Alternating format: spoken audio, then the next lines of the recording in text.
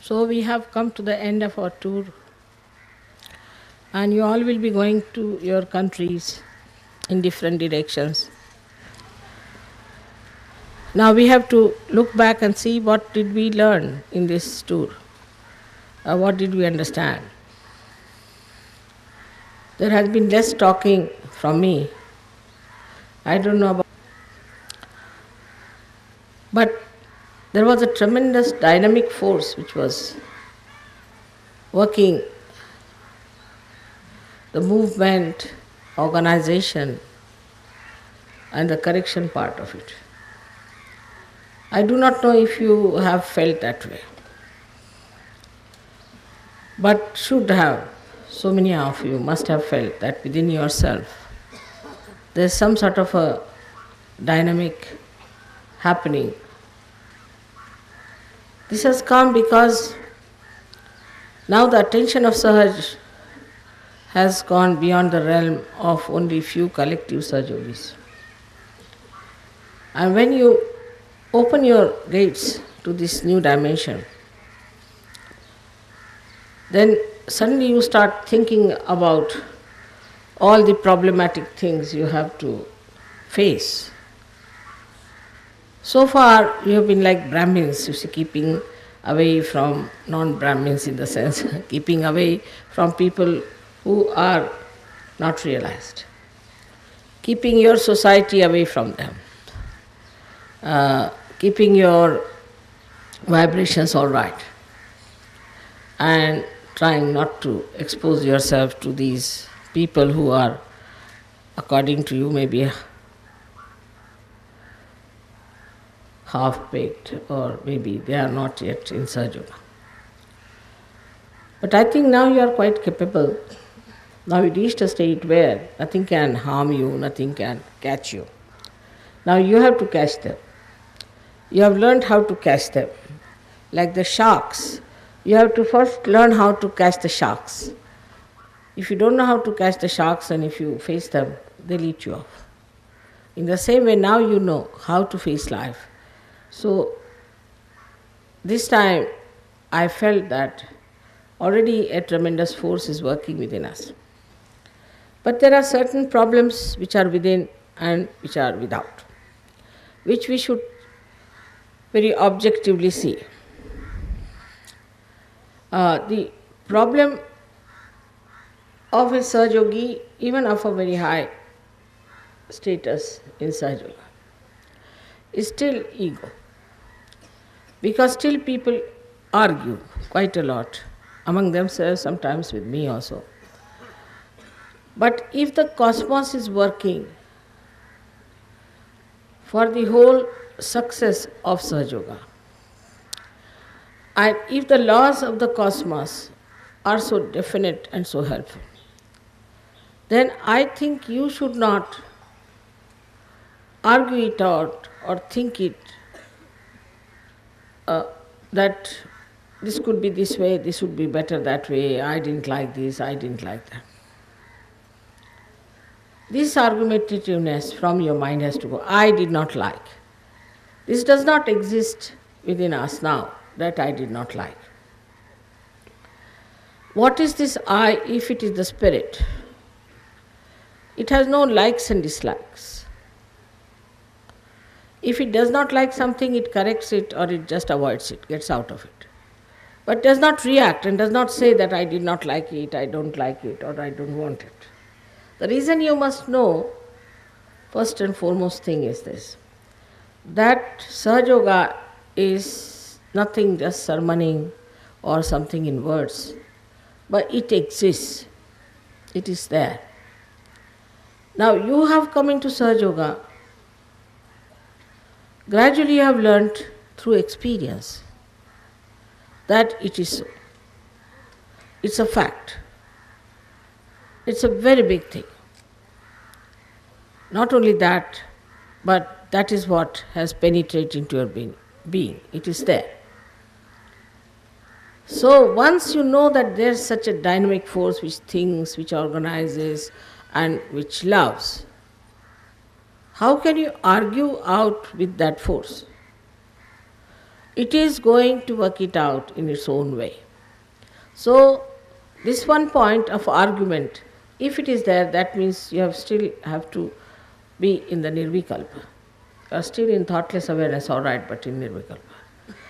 The reason is there are new people who are coming, they are not at your level. So then you get angry with them, you get upset with them. That upsetting doesn't end there, it reacts on you also. That's why you have seen in my lecture there will be thousands, but when it comes to meeting you people, there may be hardly 4 or 5. The reason is that you are the one who are lacking in communicating. Now there was one gentleman who came to see me and he told me, Mother, I came to your lecture. It's in France or something. And I was very enamored the way you told us and talked to us, and so sweetly you put those ideas into our heads, and you're so kind, so patient. But when we meet the leaders, they just are like bulldozers. You face them, they just come on us like a bulldozer. Then it's impossible for new people to come in. Now, if there is a force which is cosmic force, which is acting through you, you are just a channel and it is working through you, then allow your channel to work it out. But if there is this ego business and there is not proper handling of those who are coming to you, you have to be extremely sweet and kind to them. But I was told even in the hall, people are extremely arrogant with them when they come to my program. So this shows that still you are not there, it is anti-sahaj behavior. You have to be extremely kind, extremely sweet and very wise about everyone. Let everyone come in, let everyone sit down, I'll manage it, I can look after it. So this is one thing is that reacts on you, on your Sahajoga temperament, is when you start getting angry with others or scolding them or shouting at them or arguing. I think less we talk, the better it is, so that at least the temper that you have will not have expression of that kind. But the temper also is something, if you suppress it, also it will act like a suppress heat, and you can become volcanic sometime. So, in this tour, we have to learn one thing is that it is more the silence within us which is powerful. Silence is the most powerful thing we have got. If somebody argues, some outsider comes, you just keep silent about it. You get patience and you'll be able to handle them. This I have to tell you because already I have been touring all the countries, and when I finish the touring, this is what I find, that there are very few people who are coming to Sahaja. Now this dynamic force wants to work through you. You are the instrument. Now if this instrument is not conveying to you what I have to say to you, how will it be possible to communicate? So Sahajogis have to develop a mannerism which is very much Sahaj, sweet, and must learn how to overcome a few obstacles or few arguments that are around. There are sweet ways of talking. Like yesterday when you got married, I didn't know how will I speak to you about you having a nice time in your marriage. Because what I find that after marriage you start thinking, well, will I be able to manage? Will it be compatibility or this and that? Because you all have read all that is in your head. So you start thinking about it, then you start criticizing your spouse about it or something, now it doesn't work out, if you don't feel happy in the heart, something like that nonsense, you see. I have not fallen in love or I have not risen in madness. All these stupid ideas start crawling up like snakes and they just eat you off. That's why I didn't know how to tell you, because I could see that clearly, that it was working in some minds, in some women's mind and some men's mind. So I just wanted to tell them, then I thought better put some chocolates. And I said, now I have some chocolates for you. You must be tired. Better have some chocolates. And then I gave a bit of my mind. Because if you want to hit yourself, who can stop you? If you want to cut your own nose, then nobody can stop you. If you want to destroy your married life, nobody can stop it, can you? So those who are married, when I had to deal with them, I didn't want to say something that would really upset them and shock them. So I started with the chocolate. And then I did say what I had to say. Because I don't want you to become miserable after marriage. With all the work we have put in, I mean, all these people have lost their weight, they say, in arranging these marriages. Then got all the saris, you have been so worried about your veil, this, that. And doing after all that, then suddenly you discover that you are not compatible or something like that, some funny word. And that is how the marriage feels. So this kind of intelligence is not needed, which is absolutely destructive and stupid, which gives you idea. Now this dynamic force is working it out. This for you, that you got really good matches, very good matches. This time it was really very good, very well done, I should say, how it worked out. In the beginning it looked formidable because we had boys who were all below 30 years and all girls were above 40 years. I thought, no, it's impossible situation. How are we going to manage this show? But it was managed and so many marriages took place. Can you imagine? So this dynamic force just worked it out some or other and we managed it. But this dynamic force is working out everything for us. It has done so much good for us. It has brought such joy for us, not only the wedding part, but the whole of it. It has given us realization. It has given us the idea of our existence, and also it has given us strength to abide by our experiences. Despite all that, if you just start like a jack in the box, some idea comes into your head, and you start thinking, oh God, would have been better if the boy was shade darker or the girl was 1 inch smaller. So what I am trying to tell you, that this kind of temperament and stupidity has to be left behind if you really want to enjoy life. Otherwise it will be very difficult for yourself and for the bridegroom or the bride. So try to be nice and sweet and decide that I am going to enjoy my married life. And not to say that I am going to work it out. You cannot work it out. You have to just jump into the sea of it. In the same way in Sahaja Yoga also, we have to see that we have jumped into the ocean of joy. Are we also joy-giving or not? All the leaders, especially in every place wherever I go, I have to tell you that you have to be joy-giving yourself. For those who come and see you, meet you, new people especially, they should just feel your joy. They will never be impressed by your ego or your superego, unless and until they are possessed. They will be only impressed by your calm, sweet and compassionate nature. Because this force is working through you, can be seen.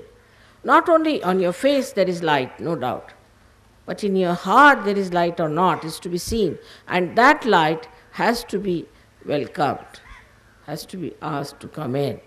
And this should be your prayer, that let this dynamic force work through me. Now this dynamism is of a very different type. This dynamism has no heat in it. It has no anger in it. It has no destructive forces. It has no cursing, no frustration. is a force. Why I'm saying no, no to this, then we reach a place, then what is it? It said, yan neti neti vachaner nigamo avochus. When you go on saying, not this, not this, not this, not this, then what? Because nothing else can be compared with that.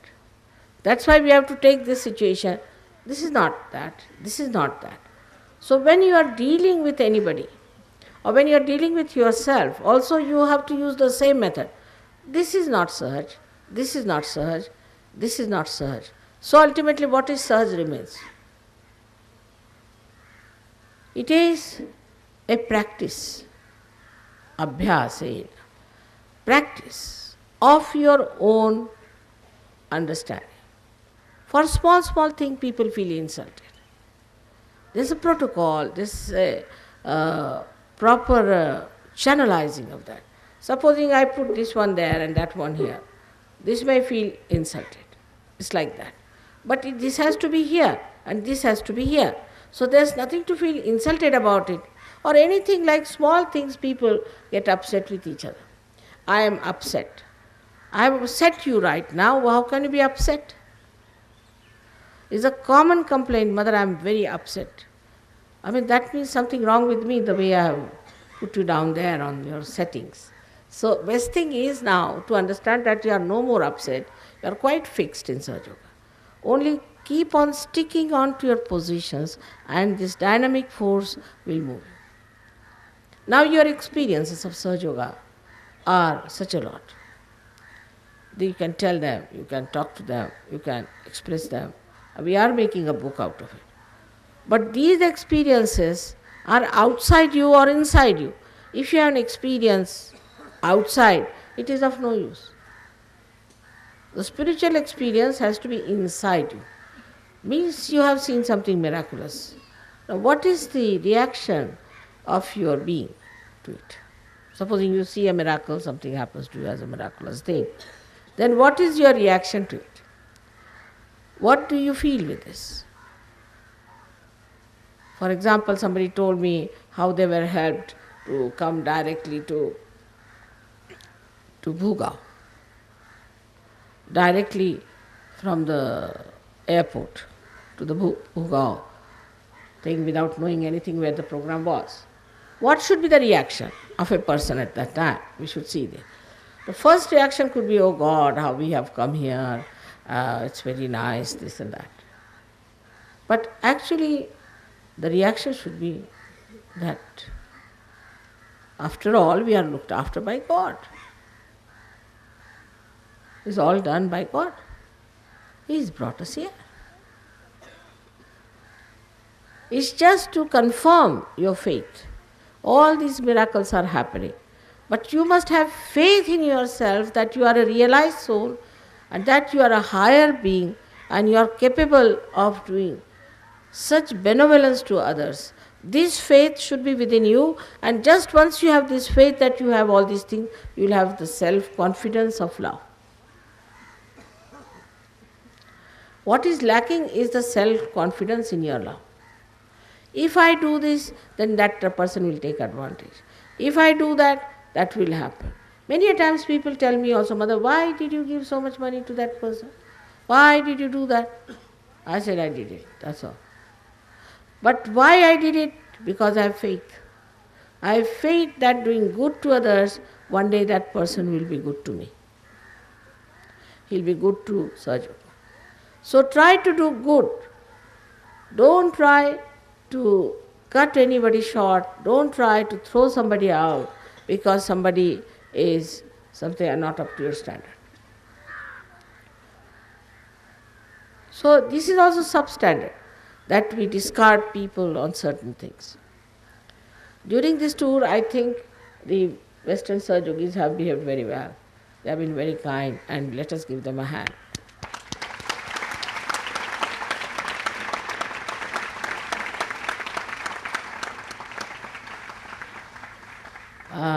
There have been, no accidents like burning the skin and all that. But I saw some people still very hot and red in the sun. The temptation was too much, but still, I would say that there were very few who really burnt their skins. Like that, we always have some mishap, something. So it all worked out well, and you all are safe and sound and enjoying yourself. But now, today being also the New Year's Eve for us, so we have to take a vow what we are going to do for next year. How are we going to use this power? This should be our problem now, nothing else. How are we going to use this power? So first is to imbibe love within ourselves, because this is the power of love, first and foremost is. Now we'll be going away today, meet people. Here there are many people, Indians also, whom you may not be knowing.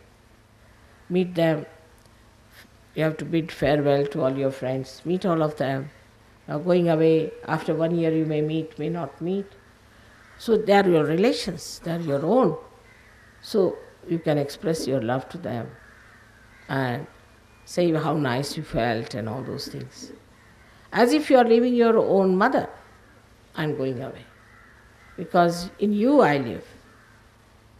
Then the idea of love should be brought to some sort of a form. How are we going to spread this message of love to people? On two ways you can work it out. How individually you can do it and how collectively you can do it. So I have to make one suggestion to the leaders, that whatever suggestions come to you from the people, you must accept. You are just leader there because you have to just communicate with each other. You are not to dominate anybody, you are not to sort of dictate anything to anybody, but you have to be a communication person for me and them. So now you should see that how these people are giving you new ideas. Note them down. Don't think that you are the only one who has ideas. Get ideas from them. They might get ideas from the cosmos again. They may tell you something, this should be done. And should be noted down and recorded. That yes, this was said, this was to be done. And then try to follow whatever is possible. If you are in doubt, you can always telephone to me and find out. But involve them in this dynamism.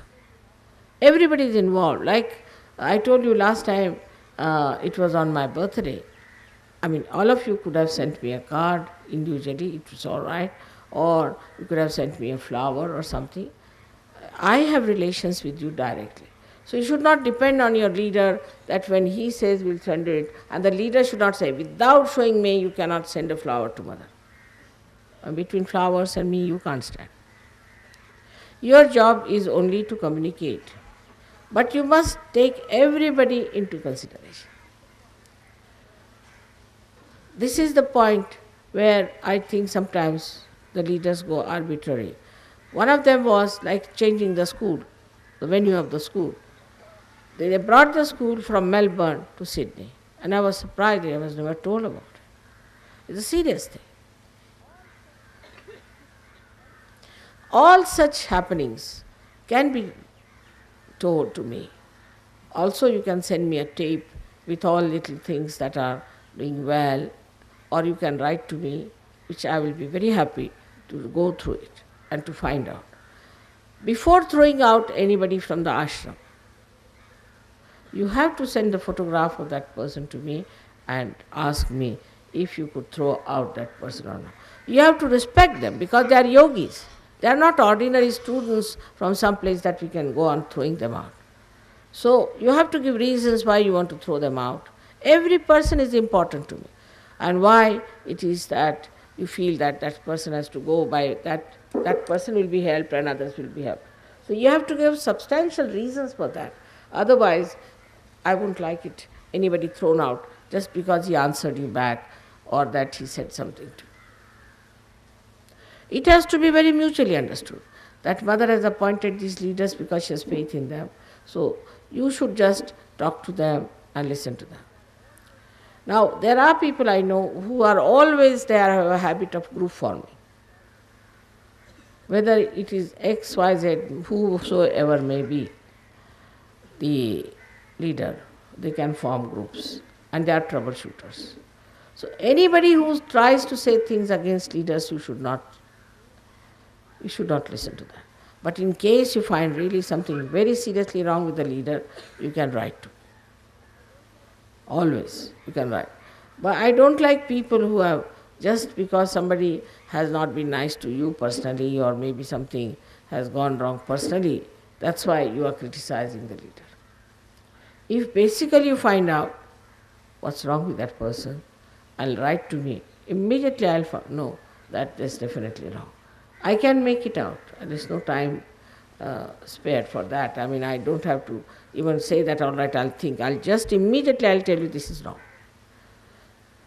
So to work it out, this force within us, and to understand it fully well, what is it? We must understand a kind of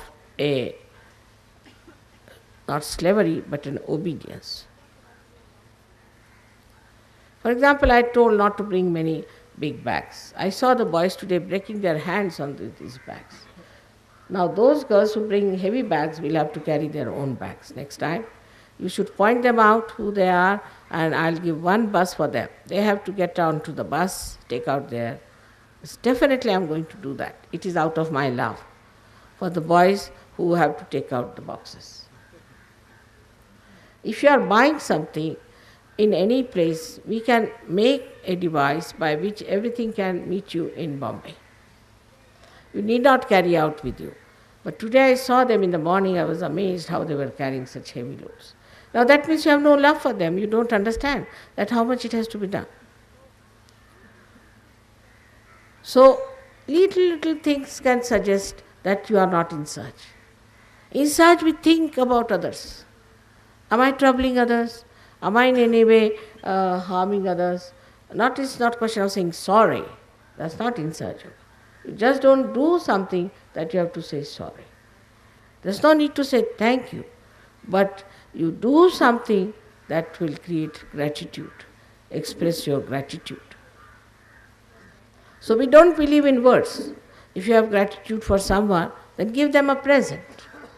Just saying thank you is just a word. Give them a present or do something good, turn to him. Now, if you go on like this, there's no end to it. But to come to the main point is this way, that we are in a whirlwind. It's not only cool breeze, it's a whirlwind now. So what do we have to do? We have to move with it. We have to have the same speed. We have to have a complete nature of the same. We have to be one of that. So it is within us that we see this, and without we'll see that we are moving with a speed the rest of the world is not. So now how to go around it and how to engulf it into ourselves. All these things are not vague for you because you are realized souls. It might be vague for people who are not realized. You understand what I am trying to say. But still I feel some of you feel that I am talking about others, not about you. Now think that it's all about me, Mother is talking. It's all I have to do. I have to be responsible. And this sense of responsibility has to come to you, that we are in the whirlwind, and to take this whirlwind all around the world, I am responsible. What am I doing about it? Just, you see, like we visit the center, all right, we visited the center. So what? People think that if they visit the center, then they should be given all the blessings. Why should they be given blessings for visiting the center? Instead of going to some wretched place, they are going to the center, which is a good place. So why should they be blessed? After all, they are already blessed so much. Or they think that, we have been in the collective, we have been this thing. What have you done with these bags? Now those girls who bring heavy bags will have to carry their own bags next time. You should point them out who they are, and I'll give one bus for them. They have to get down to the bus, take out their...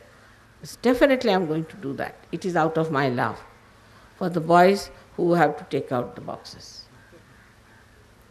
If you are buying something in any place, we can make a device by which everything can meet you in Bombay.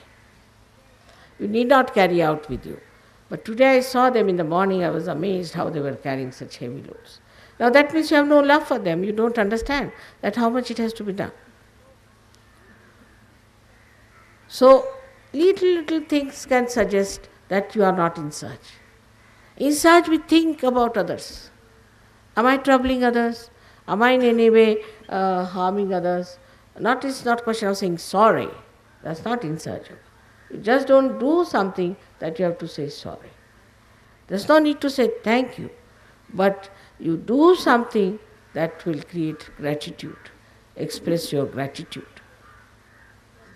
So we don't believe in words. If you have gratitude for someone, then give them a present. Just saying thank you is just a word. Give them a present or do something good, turn to him. Now, if you go on like this, there's no end to it. But to come to the main point is this way, that we are in a whirlwind. It's not only cool breeze, it's a whirlwind now. So what do we have to do? We have to move with it. We have to have the same speed. We have to have a complete nature of the same. We have to be one of that. So it is within us that we see this, and without we'll see that. That we are moving with a speed the rest of the world is not. So now how to go around it and how to engulf it into ourselves. All these things are not vague for you because you are realized souls. It might be vague for people who are not realized. You understand what I am trying to say. But still I feel some of you feel that I am talking about others, not about you. Now think that it's all about me, Mother is talking. It's all I have to do it. I have to be responsible. And this sense of responsibility has to come to you that we are in the whirlwind, and to take this whirlwind all around the world, I am responsible. What am I doing about it? Just, you see, like we visit the center, all right, we visited the center. So what? People think that if they visit the center, then they should be given all the blessings. Why should, and how to engulf it into ourselves? All these things are not vague for you because you are realized souls. It might be vague for people who are not realized. You understand what I am trying to say. But still I feel some of you feel that I am talking about others, not about you. Now think that it's all about me, Mother is talking. It's all I have to do it. I have to be responsible. And this sense of responsibility has to come to you that we are in the whirlwind, and to take this whirlwind all around the world, I am responsible. What am I doing about it? Just, you see, like we visit the center, all right, we visited the center. So what? People think that if they visit the center, then they should be given all the blessings. Why should they be given blessings for visiting the center? Instead of going to some wretched place, they are going to the center, which is a good place. So why should they be blessed? After all, they are already blessed so much. Or they think that, we have been in the collective, we have been this thing. What have you done?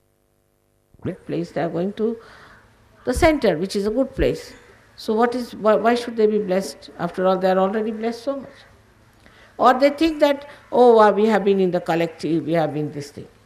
What have you done for? And that has to be seen. How many people you have really loved? Really loved. Sincerely. We have to count.